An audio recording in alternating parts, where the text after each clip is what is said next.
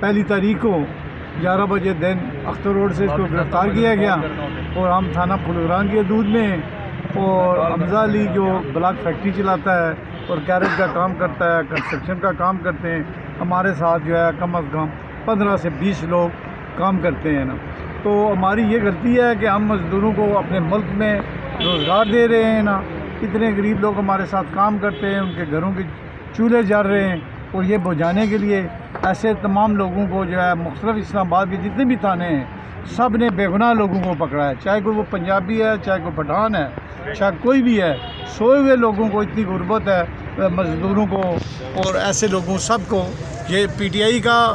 کسی کو ووٹ دینا یا سپورٹ کرنا یہ اگر گناہ ہے تو پھر جمہوریت بھی ختم کر دیں۔ پہلے تو یہ لوگ جیتے ہوئے تھے، جو لوگ ہمارے حلقے کے تینوں سیٹیں جو ہے پی ٹی آئی نے جیتی تھی، تو کیا یہ جمہوریت ہے؟ ایسے جمہوریت سے تو ہماریت بہتر ہے نا،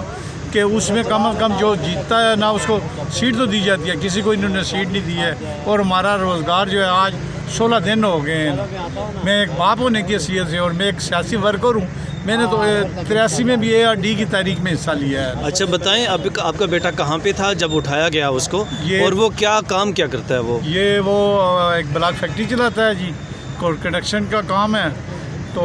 کیا کہتے ہیں وہ پھولگرام میں تھا اپنے گاؤں میں، اپنے ٹھیے سے کوئی تقریباً 10-20 گز کے فاصلے پر تھا، تو وہاں سے جو ہے انہوں نے اٹھا لیا،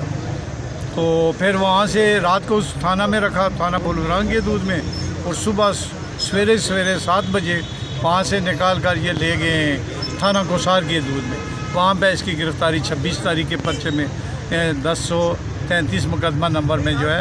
اس کو کی گرفتاری ڈال دی گئی ہے، اور اب وہ جیل میں ہے، اور آج 16 تاریخ ہے، آج اس کی دہشت گردی کی عدالت میں پیش کیا اور تمام دہشت گردی کی دفعات ان پر لگائی گئی ہے۔